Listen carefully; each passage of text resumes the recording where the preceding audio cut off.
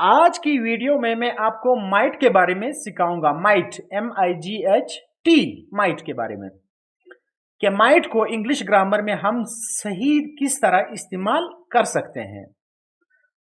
आमतौर पर आप सबको पता है कि हम माइट को मे की जगह पास्ट टेंसेस में या इनडायरेक्ट स्पीचेस में हम लिखते हैं और पढ़ते हैं।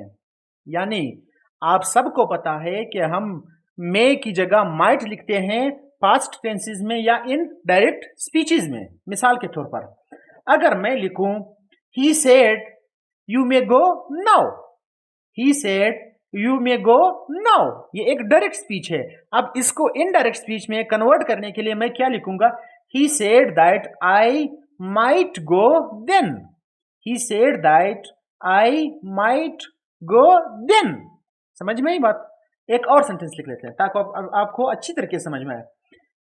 मैं लिखूंगा he said may you live long, he said may you live long, ये एक डायरेक्ट स्पीच है।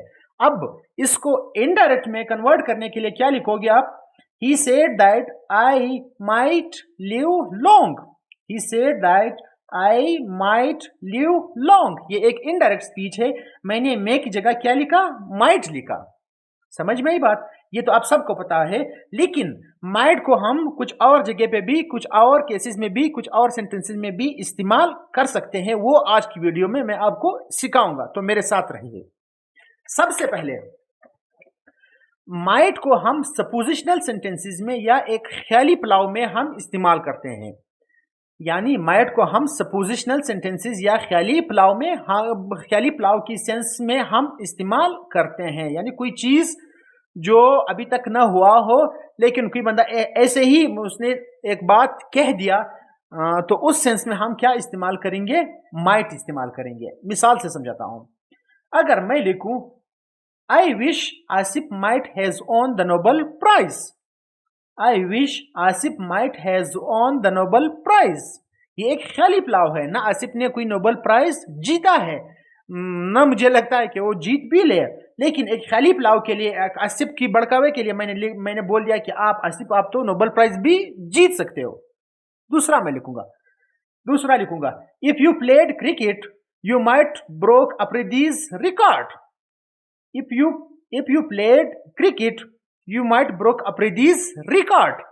समझ में ही बात? यानी उसने ना क्रिकेट खेली है ना अप्रीदी की कोई रिकॉर्ड तोड़ा है, लेकिन मैंने ऐसे ही कह दिया या किसी ने ऐसे कह दिया कि अगर आप क्रिकेट खेलते, आप इतने टैलेंटेड हो तो आप अफरीदी की भी रिकॉर्ड तोड़ सकते थे। समझ में आई बात? सपोजिशनल सेंटेंसेस या ख्याली पुलाव के लिए आप क्या लिखोगे? माइट लिखोगे। एक और जगह माइट लिखते हैं। माइट को हम मे की जगह उस वक्त लिखते हैं जहां पे चांसेस किसी एक्टिविटी के, किसी काम के कम हो। माइट को हम मे की जगह उस वक्त लिखते हैं जहां पे उस किसी काम की, किसी एक्टिविटी की पॉसिबिलिटी या मुमकिनात थोड़ा कम हो।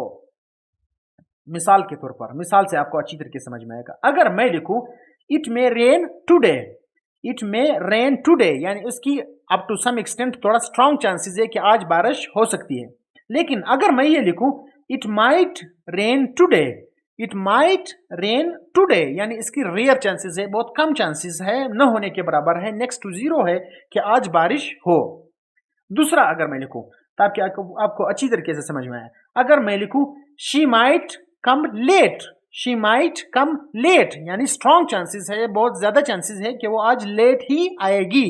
समझ में ही बात? अगर मैं लिखूं शी मे कम लेट, यानी इसकी कम चांसेस है कि वो लेट आएगी, लेकिन वो टाइम पे भी आ सकती है। शी मे कम लेट, यानी इसकी थोड़ा हेल्थी चांसेस है कि वो लेट ना आए। समझ में ही बात? अगर माइट लिखूं तो उसकी ज्यादा चांसेस है। समझ में ही बात? तो लेस पॉसिबिलिटी की केस में आप क्या लिखोगे? माइट लिखोगे। एक दफा समराइज कर लेते हैं आज की वीडियो में। आज की इस मुख्तसर वीडियो में मैंने आपको माइट के बारे में सिखाया। माइट को हम पास्ट टेंसेस में या इनडायरेक्ट स्पीचेस में हम मे की जगह लिखते हैं, नंबर 1। नंबर 2, सपोजिशनल सेंटेंसेस या ख्याली पुलाव में हम माइट इस्तेमाल करते हैं, नंबर 2। नंबर 3, माइट को हम लेस पॉसिबिलिटी की केस में, लेस कोई चांस कि अगर मुमकिनात हो तो हम उस सेंटेंस में हम मे की जगह क्या लिखते हैं? लेस मे की जगह हम क्या लिखते हैं? माइट लिखते हैं। तो ये थी आज की वीडियो।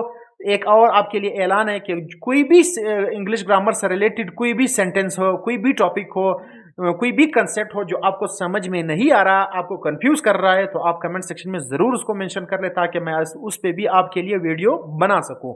तो ये थी आज की वीडियो। मिलते हैं अगली वीडियो में, तब तक के लिए खुदा हाफिज। चैनल पे नए हो तो चैनल को सब्सक्राइब ज़रूर कर ले। मिलते हैं अगली वीडियो में। अल्लाह हाफिज, अपना ख्याल रखें।